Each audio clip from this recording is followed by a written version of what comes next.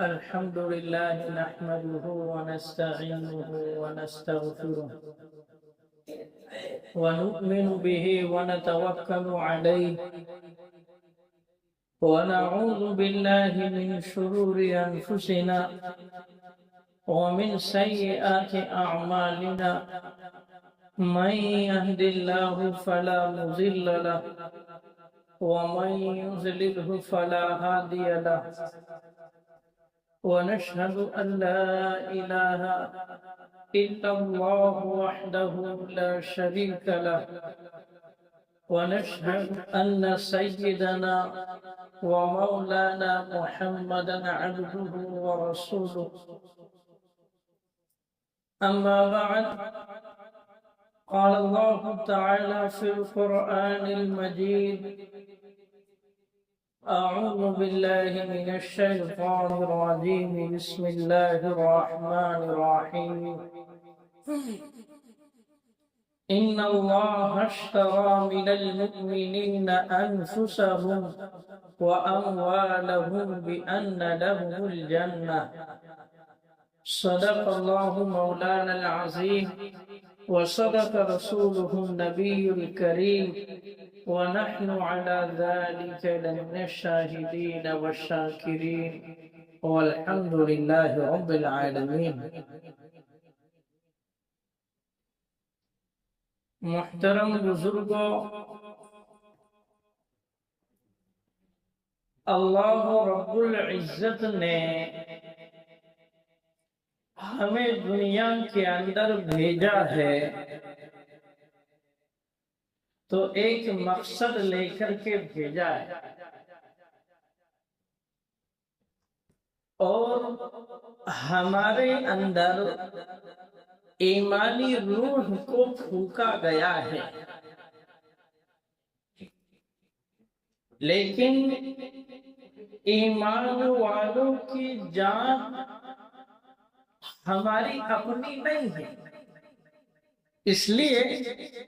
کہ قرآن نے صاف طریقے سے یہ اعلان کر دیا اور کہہ دیا ان اللہ اشترى من المؤمنین انفسهم واموالهم، کہ اللہ تعالی نے ایمان والوں کی جانوں کا اور ایمان والوں کے مالوں کا جنت کے بدلے میں سودا کر لیا ہے، خرید لیا ہے۔ تو اس اعتبار سے یہ جان ہماری نہیں ہے، یہ اللہ کی دی ہوئی امانت ہے ہمارے پاس میں، اور دنیا کے اصول اور ضابطے کے لحاظ سے ہم نے دیکھا ہے کہ جب کوئی شخص کسی سامان کو خرید لیتا ہے اور خریداری کی بنیاد پر مالک بن جاتا ہے تو ملکیت کی وجہ سے اس سامان کے اندر تصرف کرنے کا پورا حق اور ادھیکار اس بندے کو مل جاتا ہے کہ اب جس طرح چاہے جیسے چاہے اس سامان کے اندر ملکیت کی وجہ سے آدمی تصرف کر سکتا ہے۔ تو گویا اللہ ہماری ذات کا مالک ہے اور ہم اس کے مملوک ہیں، اللہ کو ہماری ذات میں تصرف کرنے کا پورا حق ہے، ادھیکار ہے۔ جس طریقے سے پہلے زمانے کے اندر غلام اور باندیاں ہوا کرتی تھی اور غلام کے اندر مالک کو پورے طور پر تصرف کرنے کا حق ہوتا تھا کہ جس طرح چاہے جو چاہے وہ اس سے کام کروا سکتا ہے، ایسے ہی اللہ کی ذات مالک ہے اور ہم مملوک ہیں، تو اللہ جو چاہے ہم سے کروا سکتا ہے۔ لیکن دوسری طرف حدیث میں یہ بھی آتا ہے کہ اللہ اپنے بندوں سے 70 ماؤں سے زیادہ محبت کرتے ہیں، تو اللہ اپنے بندے کو ضائع نہیں کرے گا، برباد نہیں کرے گا، ہلاک نہیں کرے گا۔ جب ایک ماں اپنے بچے سے محبت کرتی ہے تو اس اعتبار سے وہ ماں اپنے بچے کی ہلاکت و بربادی کو نہیں چاہتی، وہ ماں اپنے بچے کے نقصان کو نہیں چاہتی، تو وہ اللہ، وہ رب، وہ خالق و مالک کہ جو انسانوں سے، اپنے بندوں سے 70 ماؤں سے زیادہ محبت کرتا ہے، پیار کرتا ہے، تو وہ اللہ اپنے بندوں کو برباد کر دے، ہلاک کر دے، تو یہ کیسے ہو سکتا ہے؟ تو اللہ نہیں چاہتا اپنے بندوں کو برباد کرنا۔ اسی لیے اللہ رب العزت اپنے بندے کو اپنے سے قریب کرنا چاہتے ہیں، اپنا تعلق اور اپنا قرب دینا چاہتے ہیں۔ اسی لیے قرب اور تعلق کے لیے اللہ نے کچھ شریعت کے احکامات دیے ہیں، نمازیں دی ہیں، روزے دیے ہیں، شریعت کے دیگر احکام ہم کو دیے ہیں کہ ان احکام کی تعمیل کے ذریعے سے تم اللہ کا قرب حاصل کر سکتے۔ تو اللہ نے اپنا قرب اور اپنا تعلق دینے کے لیے یہ شریعت کے احکام ہم کو دیے ہیں۔ تو ایک چیز تو یہ ہے، اور دوسرا اللہ نے ہمیں انسانیت کے ساتھ میں ہمدردی کرنے کا بھی حکم دیا ہے۔ یہ جو قرآن کریم کے اندر اللہ رب العزت نے جگہ جگہ پر مال کے خرچ کرنے کی ترغیب دی ہے، تو اس کو انسان کو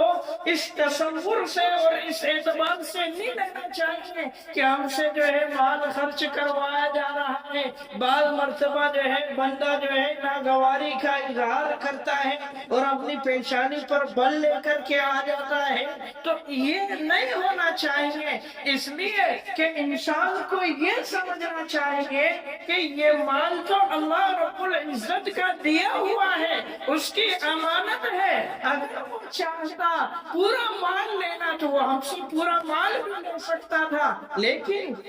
اس رب نے ہماری اپنی ضرورتوں کا خیال رکھا، تو اس اعتبار سے دنیا کے اندر اس نے ہمیں مال برتنے کے لیے دیا، استعمال کرنے کے لیے دیا۔ اس لیے اگر کہیں کچھ خرچ کرنے کا حکم ہمیں دیا جائے تو انسان کو خرچ کرنے سے پیچھے نہیں ہٹنا چاہیے۔ اگر اللہ نے صاحب حیثیت بنایا ہے، اللہ نے اگر مالدار بنایا ہے، آپ اگر کسی ضرورت مند کی ضرورت کو پورا کر سکتے ہیں، اگر آپ کسی بیمار شخص کو جو ہے اپنے پیسوں کے ذریعے سے علاج کروا سکتے ہیں، اگر آپ اپنے پیسوں کی بنیاد پر یتیموں کی کفالت کر سکتے ہیں، بیواؤں کی آپ دیکھ ریکھ کر سکتے ہیں، تو کرنا چاہیے، ان کاموں کے اندر اپنے آپ کو آگے بڑھانا چاہیے۔ اس لیے کہ یہ انسانی ہمدردی پر مبنی فیصلہ ہے، انسانیت کے ساتھ میں ہمدردی کرنا ہے۔ اور قرآن کریم کے اندر اللہ نے دوسری جگہ پر فرمایا، خرچ کرنے والوں کی مثال دیتے ہوئے، مثل الذین ينفقون اموالهم فی سبیل اللہ کمثل حبۃ انبتت 7 سنابل فی کل سنبلۃ 100 حبۃ، کہ ان لوگوں کی مثال کہ جو اللہ کے راستے میں خرچ کرتے ہیں، اللہ فرما رہے ہیں کہ اس دانے کی طرح سے ہے کہ جو ایک دانہ زمین کے اندر اگایا جائے اور پھر اس سے 7 بالیاں نکل جائیں اور پھر ہر بالی کے اندر 100 دانے ہو، تو 7 بالیوں کے اندر کتنے دانے ہوں گے؟ 700 دانے۔ کتنے دانے ہوں گے؟ 700 دانے۔ یہ تو ایک محدود مثال دے کر کے اللہ نے جو ہے ہم کو سمجھایا ہے، سبع سنابل فی کل سنبلۃ مئۃ حبہ، اور پھر آگے اللہ فرما رہے ہیں واللہ یضاعف لمن یشاء، کہ اللہ جس کے لیے چاہتا ہے دوگنا چوگنا اپنی شان عطا کرتا ہے خرچ کرنے والوں، کہ آدمی 1 روپے اللہ کی راہ میں خرچ کرے گا، آدمی 1 روپے مدرسے کے اندر دے گا، آدمی 1 روپے مسجد کے اندر دے گا، تو اللہ رب العزت 700 گنا کر کے اس کو بڑھا کر کے دیں گے، اجر و ثواب میں اضافہ کر کے دیں گے کہ آدمی جو ہے تصور نہیں کر سکتا۔ زکوٰۃ دینے سے اور صدقہ خیرات کرنے سے یہ بلاؤں کو بھی ٹالتا ہے، انسان کے اوپر آنے والی مصیبتوں کو ٹالتا ہے، اور اس کے ذریعے سے ظاہری طور پر یوں نظر آتا ہے کہ جو ہے مال کم ہو رہا ہے، لیکن اس کی وجہ سے یاد رکھیے کہ کبھی بھی مال کم نہیں ہوتا ہے، اللہ اس کی وجہ سے مال کے اندر اور اضافہ کرتا ہے۔ اسی لیے ہم نے دیکھا ہے کہ جو لوگ پابندی کے ساتھ میں حساب کر کے زکوٰۃ نکالتے ہیں،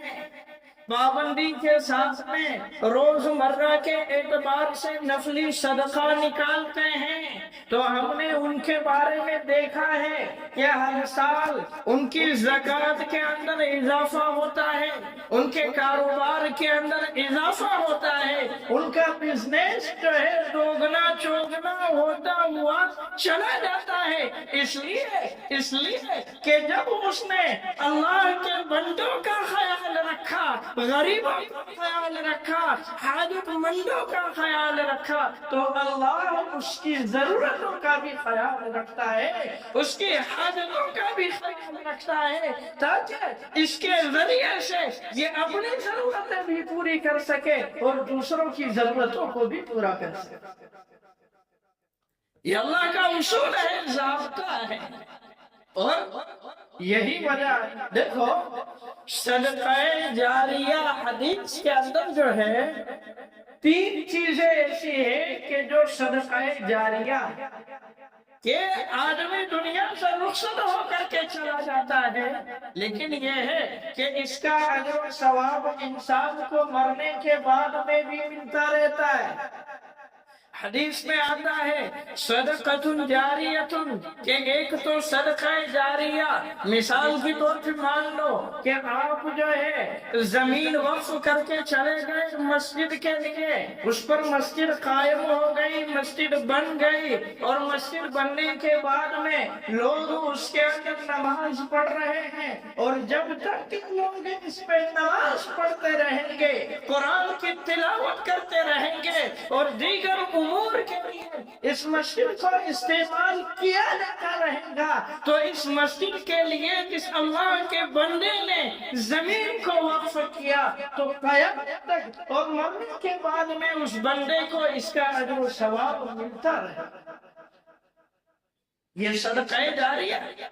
بعض مرتبہ آدمی جو ہے انسانیت کی نفع رسانی کے لیے جو ہے کنواں بنوا دیتا ہے کہ کسی علاقے کے اندر جو ہے پانی کی کمی ہے، جس کی وجہ سے کنواں بنوا دیا تاکہ انسانیت جو ہے اس سے فائدہ حاصل کرتی رہے۔ جیسے کہ حضرت عثمان غنی رضی اللہ تعالیٰ عنہ نے مدینہ کے اندر جب ضرورت محسوس کی میٹھے پانی کی، تو کسی سے میٹھا پانی کا کنواں خریدا، اور خرید کر کے مسلمانوں کے لیے اس کو وقف کر دیا، اس کو اللہ کے نام پر دے دیا۔ تو صدقہ جاریہ آپ نے ہاسپٹل بنوا دیا انسانیت کی نفع رسانی کے لیے، تاکہ لوگ اس کے اندر آ کر کے علاج کرواتے رہے۔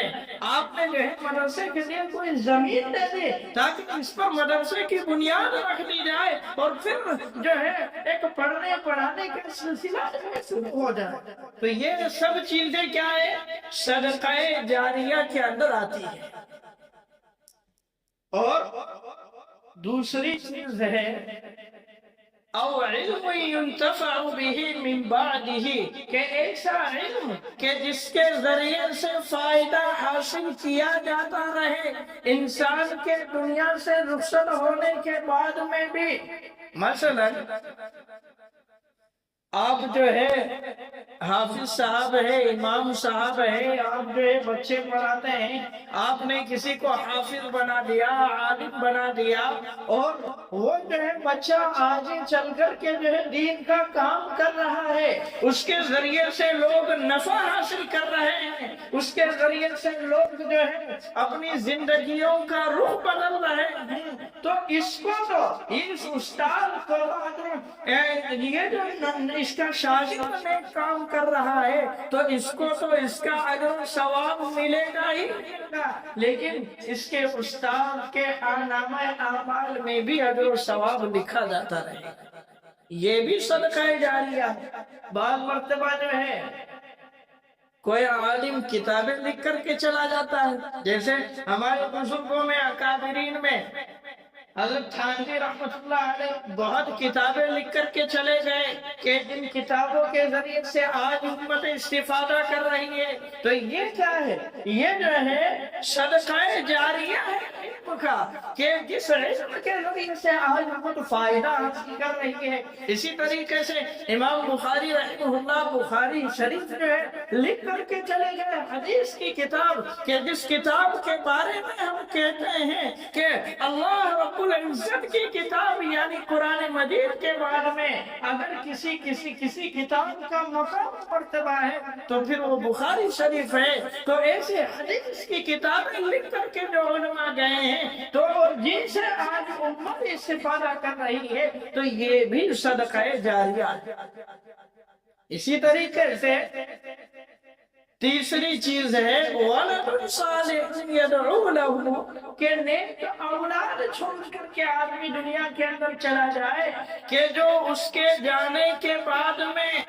انسان کے دنیا سے رخصت ہونے کے بعد میں اس کے لیے دعائیں مغفرت کرتی رہے، اس کے لیے ایصال ثواب کرتی رہے، لیکن یہ اس وقت ہوگا جبکہ ہم نے اپنے بچوں کی صحیح تربیت کی ہوگی، ہم نے اپنے بچوں کو قرآن کی تعلیمات سے جوڑا ہوگا، جب ہم نے اپنے بچوں کو محمد رسول اللہ کی شریعت سے جوڑا ہوگا تب جا کر کے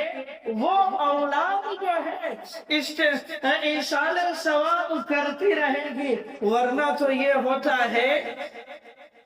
کہ آدمی جب اپنے اولاد کی تربیت نہیں کرتا ہے تو وہ اولاد جو ہے جنازے کی نماز پڑھنے سے بھی بعض مرتبہ جو ہے محروم ہو جاتی ہے، یہ بھی ہوتا ہے۔ تو نیک اولاد، تو کہنے کا مطلب یہ ہے کہ صدقہ جاریہ کے اندر بہت ساری چیزیں ہیں، اور ہمارے ہندوستان کے اندر جو ہے آج کل جو وقف کی زمین جائیداد ہے، اوقاف ہے، تو یہ بھی صدقہ جاریہ ہے۔ یہ بھی کیا ہے؟ صدقہ جاریہ ہے کہ جو ہمارے آباء و اجداد اور جن علاقوں کے اندر مسلمان آباد ہوئے ہیں تو انہوں نے انسانیت کی نفع رسانی کے لیے ایسے بہت سے کام کیے ہیں کہ زمینیں وقف کر دی مدرسوں کے لیے، اور زمینیں وقف کر دی مساجد کے لیے، زمینیں وقف کر دی کسی اور کار خیر کے لیے، لیکن آج حکومت کی نیتیں جو ہے ان وقف کی زمین جائیداد اور پراپرٹی پر خراب ہو چکی۔ آج حکومت وقت جو ہے اس کے اندر ترمیم کرنا چاہتی ہے، اس کے خلاف جو ہے بل لانا چاہتی ہے، اور دیکھو یہ ترمیم تو صرف ایک بہانہ، یہ ترمیم تو صرف ایک بہانہ ہے اس بنیاد پر کہ دیکھو مسجد کے لیے جو زمین وقف کی گئی ہو، مدرسے کے لیے جو زمین وقف کی گئی ہو، تو ہمارا اس کے بارے میں عقیدہ ہے، ایمان ہے کہ جو زمین جائیداد اللہ کے لیے وقف کر دی جاتی ہے، مسجد کو دے دی جاتی ہے، مدرسے کو دے دی جاتی ہے، انسانیت کی نفع رسانی کے لیے دے دی جاتی ہے، تو پھر اصل مالک کو اور وقف کرنے والے کو بھی بھی اس زمین پر کوئی اختیار اور کوئی حق نہیں ہوتا ہے۔ اسی لیے ہمارا عقیدہ ہے، ایمان ہے کہ جس جگہ پر بابری مسجد تھی ہے اور تا قیامت رہے، مندر بن جانے سے اس جگہ کی حیثیت نہیں تبدیل ہو جاتی۔ یہ ہمارا عقیدہ ہے، ایمان ہے، اور اسی عقیدے کے ساتھ میں ہم جیتے ہیں، اسی عقیدے کے ساتھ میں ہم مرتے ہیں۔ لیکن آج حکومت کی نیتیں خراب ہو چکی ہے کہ جو وقف کے اندر ترمیم کرنے کے نام پر ہماری مسجدوں کو ہڑپنا چاہتی ہے، ہمارے مدرسوں کو ہڑپنا چاہتی ہے۔ اس لیے کہ بہت سے مدرسے ایسے ہیں کہ جو وقف کی زمینوں پر ہے، بہت سی مسجدیں ایسی ہیں کہ جو وقف کی زمینوں پر ہے، اور ہندوستان کے اندر مدارس اور مساجد یہ دونوں اہم ایسی چیزیں ہیں مسلمانوں کے لیے کہ جن کے ذریعے سے مسلمانوں کو ایمانی قوت ملتی ہے، روحانی قوت ملتی ہے، ایمان کے اندر حرارت پیدا ہوتی ہے، ایمان کے اندر چنگاری پیدا ہوتی ہے۔ اگر حکومت کا انڈرفیئر اس کے اندر ہو گیا اور حکومت کی دخل اندازی اس کے اندر ہو جاتی ہے تو یاد رکھیے کہ ہمارے اندر وہ ایمانی قوت پھر باقی نہیں رہے گی، اور آئندہ کے لیے ہماری نسلوں کے ایمان کے بھی مسائل بنیں گے۔ اس ملک کے اندر جو ہے ایمان کی حفاظتی اور سلامتی پھر نہیں رہ سکتی، اور اسی لیے حکومت یہ چاہتی ہے، حکومت کے ناپاک ارادے ہیں، ان کے ناپاک ارادوں کو اور ناپاک سازشوں کو سمجھنا پڑے گا، اس کے خلاف آواز اٹھانا پڑے گا۔ اسی لیے ہمارے بڑے بزرگ اور ہمارے اکابرین اور ہمارے علماء اس کے خلاف آواز اٹھا رہے ہیں۔ دیکھتے ہیں کہ آئندہ کے لیے کیا ہوتا ہے، لیکن جو بھی بڑوں کی جانب سے لائحہ عمل تیار کیا جائے گا تو انشاءاللہ ہم اس کے لیے اپنے جان مال تن من دھن کی بازی لگا کر کے پورے طور پر سپورٹ کریں گے، ساتھ دیں گے۔ یہ عزم و ارادہ اور یہ حوصلہ اپنے اندر ہونا چاہیے۔ اس لیے میرے بھائیو اللہ رب العزت سے ہم دعا کرتے رہے کہ اللہ تعالیٰ حکومت کو ان کے ناپاک ارادوں کے اندر ناکام کرے، نامراد کر دے، اور اللہ تعالیٰ جو ہے ہمیں کامیابی عطا فرمائے۔ اور بہت سی جگہوں پر میرے بھائیوں یہ بھی دیکھا گیا ہے کہ جو وقف کی زمین جائیدادیں مسلمانوں کے پاس میں ہیں ان کا بھی بہت برا حال ہے، جو ہونا نہیں چاہیے۔ دیکھو میری بات جو ہے چاہے کڑوی ہو، لیکن یہ ہے کہ میں یہ بات اس لیے کہہ رہا ہوں کہ یہ جو حکومت کا تسلط ہے اور اس طریقے سے ترمیم کرنا چاہتی ہے تو اس میں بہت سے مسلمانوں کی بھی غلطیاں ہیں، کوتاہیاں ہیں کہ اگر ہمارے پاس میں مسجد کی زمین ہے، مسجد کی جو ہے دکانیں ہیں کہ جو وقف کی ہوئی ہے اور جو کرائے پر چلائی ہوئی ہے، تو بہت سی جگہ پر یہ دیکھنے میں آتا ہے کہ مسجد کے جو ذمہ داران ہیں، صدر ہے، ممبران ہے، کہ وہ جو ہے کرائے پر لے لیتے ہیں اور کرایہ بھاڑا دے رہے تو کتنا دے رہے ہیں کہ 100 روپے 200 روپے 500 روپے جو ہے مسجد کو دے رہے ہیں، اور جبکہ مارکیٹ کے اعتبار سے اگر دیکھا جائے تو اس دکان کا کرایہ بھاڑا جو ہے 5000 ہے، 10,000 ہے، 20,000 ہے۔ میری بات چاہے کڑوی ہے لیکن حقیقت پر مبنی ہے، تو یاد رکھیے اگر ہم ایسا کرتے ہیں تو یہ ناانصافی ہوگی، زیادتی ہوگی، یہ غلط ہوگا، یہ غلط ہوگا جو ہونا نہیں چاہیے۔ اس لیے وقف کی زمین جائیداد، مدرسے کی زمین جائیداد، مسجد کی زمین جائیداد میں ہم جو ہے اس کا جو حق ہے، ادھیکار ہے، تو اس کو صحیح استعمال کریں۔ بعض مرتبہ یہ بھی دیکھا جاتا ہے کہ وہ جو ہے دوسروں کو دے دیتے ہیں، یعنی خود تو مسجد کو، مدرسے کو جو ہے 400 روپے 500 روپے بھاڑا دے رہے ہیں، لیکن وہ دوسروں کو چڑھا دیتے ہیں 5,000 بھاڑے پر، 20,000 بھاڑے پر، اور وہ جو ہے اپنے پاس میں رکھتے ہیں۔ غلط، یہ ناجائز ہے۔ علماء نے اس کو سختی کے ساتھ میں منع کیا ہے، تو اس لیے ان چیزوں پر بھی دھیان دینے کی ضرورت ہے۔ اللہ تعالیٰ ہمیں شریعت کی منشا، شریعت کے مزاج کو صحیح سمجھنے والا بنائے۔ وما توفیقی